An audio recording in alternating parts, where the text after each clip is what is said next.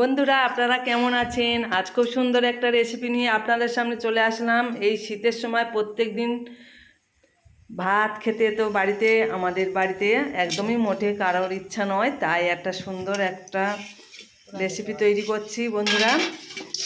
আর আমাদের বাড়িতে কেন, সবার বাড়িতে এই শীতের সময় একটু সন্ধ্যাবেলায় একটু শুকনো হলে খেতে খুবই ভালো লাগে। ভাতটা আমাদের বাড়িতে একদমই পছন্দ করে না, তাই একটা সুন্দর রেসিপি তৈরি করতে আমি শুরু করলাম। কড়ার মধ্যে জল দিয়েছি 1 বাটি, ওই বাটি মাপ করে নেব চালের গুঁড়ো। এটা হচ্ছে আতপ চালের গুঁড়ো। আতপ চালের গুঁড়ো দিয়ে লবণ দিয়ে খুব সুন্দর করে একটা ডো তৈরি করে নেব। 1 বাটি চালের গুঁড়োর সঙ্গে 1 বাটি জল দিয়েছি বন্ধুরা, তাহলে খুব সুন্দর একটা ডো তৈরি হয়ে গেছে। আর আমি এই রেসিপিটা তৈরি করছি একদম সাধারণ রেসিপি বন্ধুরা, একদম সাধারণ রেসিপি, একটু অসাধারণভাবে খাওয়ার জন্য একটু এইভাবে তৈরি করছি। আপনারা বাড়িতে একবার হলেও ট্রাই করে দেখতে পারেন। খেতে অসম্ভব সুন্দর হয়েছিল বন্ধুরা। ডোটা আমার রেডি হয়ে গেছে। একটা পাত্র নিয়েছি, পাত্রের মধ্যে আমি ডোটা তুলে নিলাম। এবারে হাত দিয়ে আমি খুব সুন্দর করে একটু ঠেসে নেব। হাতের মধ্যে একটু ঘি বা একটু সাদা তেল দিতে পারেন, তাহলে হাতে আর লেগে যাবে না। নিয়ে খুব সুন্দর করে ঠেসে নিতে হবে বন্ধুরা। আর একা একা এই ক্যামেরা করে রেসিপি করা খুবই কষ্টকর। যারা যারা রেসিপি করেন বা ভিডিও তৈরি করেন, আপনারা জানেন যে এক হাতে ক্যামেরা নিয়ে এক হাতে রেসিপি তৈরি করা কতটা কষ্টকর, খুব অসুবিধা হয়।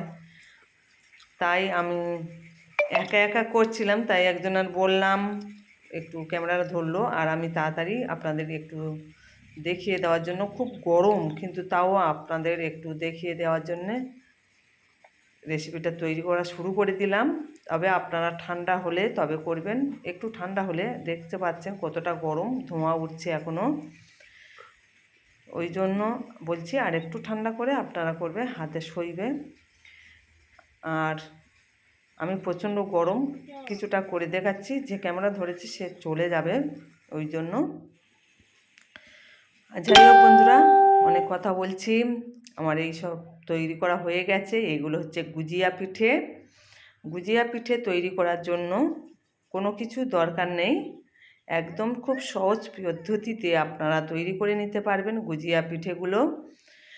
আমি শেষ হয়ে গেছে কয়েকটা, আবারও আপনাদের দেখিয়ে দিচ্ছি কিভাবে গুজিয়া পিঠাগুলো তৈরি করবেন। যেভাবে ছানা বা দুধ ক্ষীর করে গুজিয়া তৈরি করে মিষ্টি, ঠিক সেইভাবে একটু আকৃতিটা দিয়ে দিচ্ছি। খেতে দেখতে ভালো লাগবে।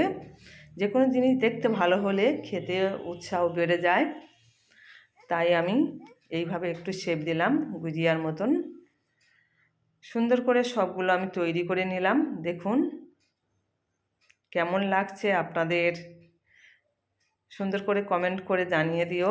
এই দেখুন, আমাদের নিজেদের গরুর দুধ একদমই ঘন করে জ্বালান দিয়ে রেখেছি ক্ষীরের মতন করে, উপরে হলুদ হয়ে সর পড়ে গেছে। কড়ার মধ্যে ঢেলে দিলাম, তার মধ্যে কয়েকটা এলাচ আমি ফাটিয়ে দিয়েছি। একটু আমার এলাচের ফ্লেভারটা খেতে খুবই ভালো লাগে, তাই দিলাম।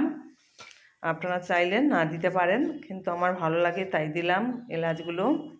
4টে এলাচ আমি দিয়েছি। দিয়ে খুব সুন্দর করে দুধগুলো ফুটিয়ে নেব। ফুটানো হয়ে গেছে দেখুন, একদম উতলে গেছে।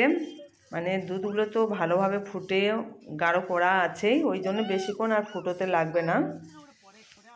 অল্প কিছুক্ষণ ফুটিয়ে নিয়ে আমি এই সময় ঠিক দিয়ে দেব যে গুজিয়া পিঠাগুলো তৈরি করে রেখেছিলাম, সেই পিঠেগুলো দিয়ে দিলাম।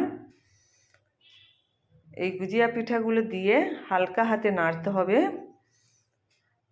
নইলে 2-4টে ভেঙে যেতে পারে। তবে আমার কিন্তু ভাঙেনি, খুব সুন্দর।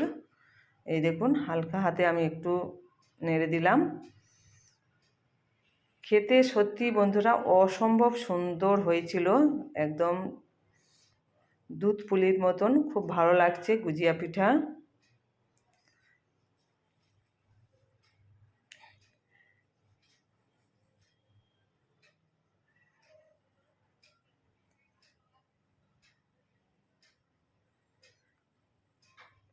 একদমই ক্ষীরের মতন অপূর্ব টেস্ট হয়েছিল বন্ধুরা।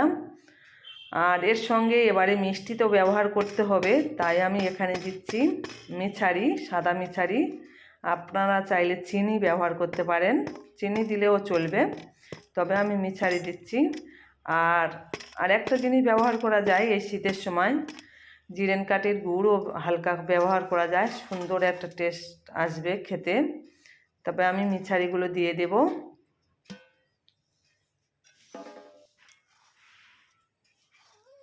মিছারিগুলো দিয়ে আমি কিছুক্ষণ নেড়ে চেড়ে নেব।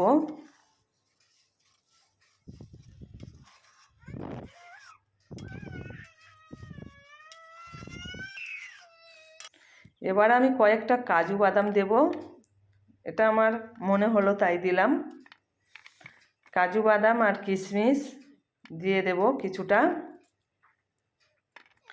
তবে সত্যি কাজু আর কিশমিশ পোড়ায় থেকে আরেকটু স্বাদ সুন্দর টেস্ট বেড়ে গেছে, খুব সুন্দর। কয়েকটা কাজু যদি গালে পড়ে অপূর্ব টেস্ট লাগে, খেতে খুবই ভালো লাগে। সঙ্গে কয়েক কিশমিশ দিয়েছি, সব কিছু অল্প অল্প অল্প করে দিয়েছি, যেহেতু আমার খুবই অল্প।